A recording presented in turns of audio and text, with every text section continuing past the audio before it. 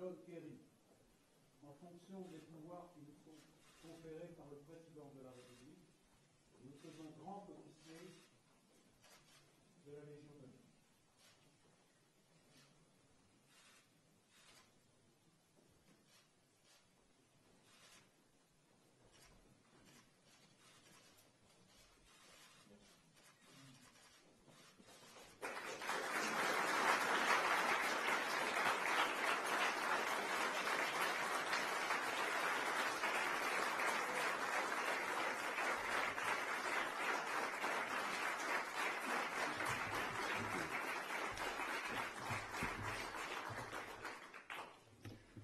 Well, I'm heavier now.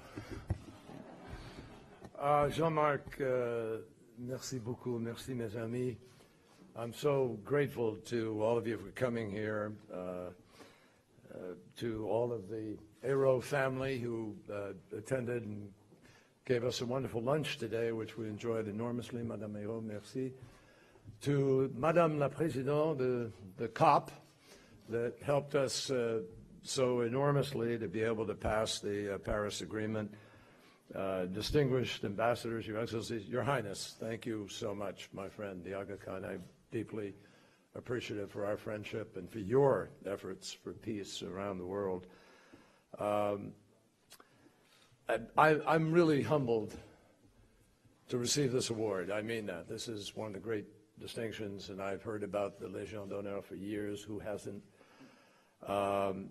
It's an incredible privilege to follow in the footsteps of so many fine people and some Americans who have been distinguished through the years to win this. Diplomats, scholars, artists, and in so many ways it contributes to the special relationship that Jean-Marc talked about, which goes back so far. For those of you who aren't aware, there's a play on Broadway now about Hamilton. And if you've been lucky enough to see it or listen to it, Lafayette is much celebrated in that play, and a very funny character, may I add. But everybody in America is rekindling this personal sense of the relationship between us. I'm deeply appreciative to Jean-Marc on a personal level. We are, I think, kindred spirits, if I may say.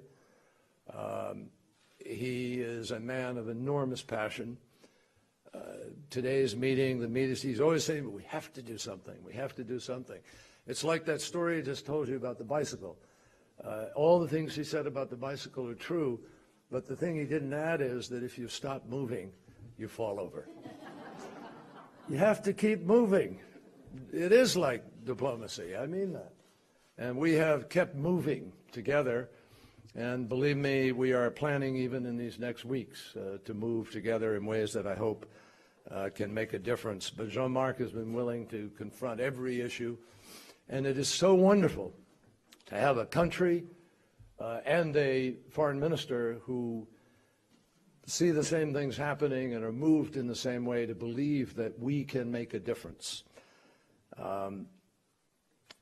Thomas Jefferson, as we all know, had a very special relationship with France.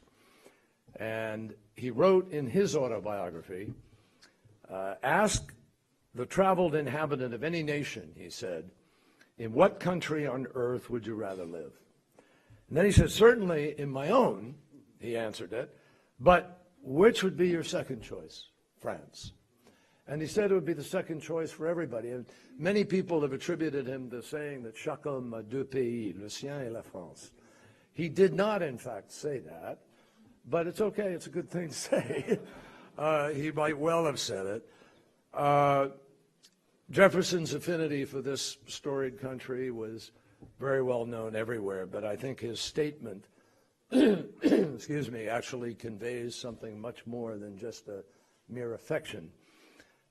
He argued that any true citizen can be a patriot in his or her own country and still harbor a sincere respect for the values espoused by post-revolutionary France. And that's what he was really referring to, precisely because those values were universal in their application. And I might add formative, really, for the United States in so many ways, the belief in freedom, the belief in equality before the law, faith in democracy and the basic dignity of every single human being. In the immortal phrase, liberté, égalité, fraternité, and I think my wife Teresa would respectfully add sororité. We have stood together, as Jean-Marc said in his very generous and very eloquent comments, which chronicled parts of my life I have to sort of pull back on. But together we have traveled this journey of peaceful pursuit of social progress, of continuing to try to respect the rights of man, to live an honest life in democracy where people really are respected and where we can do better. And most importantly, where we live by rule of law. And we see the challenges to that in today's world. So I accept this really, in a sense, as an added reminder of the duty yet ahead to continue to work to live out those ideals and never stop working for the highest and best aspirations that we all share. And we have a lot of work to do in that regard because there are dangerous currents of authoritarian populism. And no part of the world remembers better what happens when difficult economies mix with sectarian exploitation, with nationalism and fear. We really need to be careful going forward and think hard about the choices that we face. So I just share with everybody here, we are pursuing diplomacy because the world needs the values that have been espoused by France and the United States since our inception and built on the experience of France. And we've done well together, all of us. We have worked so hard together. I can't tell you, on the Iran nuclear agreement with Laurent at the time, Laurent Fabius with it was unique, frankly, that 6 countries came together, 7 countries in all, in this complicated world and actually found a path forward and worked together and so sorted through difficult contradictions. And I think that for all of us, that's a dear daughter who helped me out, folks. That's my daughter. I mean, I was talking to Jean-Marc's daughter before, and I know how much she loves her dad and how much she tried to show through her film the real Jean-Marc. And I can appreciate, because I've had those conversations with my daughter. And sometimes they're the best political advisors, and they tell you the truth. But in this day and age, folks, we cannot confuse national pride with national self-sufficiency or think that exclusionary policies are somehow going to solve the problems that we face. So let me just be clear, and I'll wrap up quickly here. In the 21st century, every country needs partners in order to prosper. None of us move alone. I grew up in an age that Jean-Marc referred to when, in the post-war world, most economies had been destroyed. And we came in with the Marshall Plan, which people in the United States, by the way, did not support initially, did not understand how we were going to turn around and rebuild Germany and rebuild Japan. But look at the results of those investments, what they mean to this entity called Europe as well as to the world. So thinking bigger, trying to provide a better vision for people of what the choices are is not highfalutin, it's not out of touch, it's not pie in the sky. It's what defined both of our countries, and it's why we are who we are, and it's why we are where we are.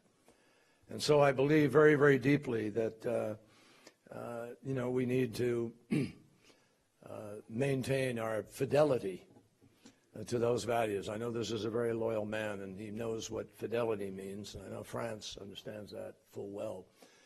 We've weathered great storms together, I know this is a time of uncertainty. I ask you not to be diminished by the cross currents that are flowing through the world today, because I'm convinced, and I really believe this, I see the world, I see the glass as definitively half full, not half empty. And I say that because for the first time in history, severe poverty is under the 10% mark on this planet. We are curing diseases we never thought we could cure. If you are a young person born in some deprived place in the world, you are more likely to be fed and more likely to go to school than any time in human history. If you are a mother giving birth somewhere in the world, you are more likely not to die in the bringing to life than at any time in human history. We have food and food product, capacity to grow. But even as we do that, yeah, we've got climate change, all these other challenges. I am absolutely convinced that we know the choices we need to make. They're staring us in the face.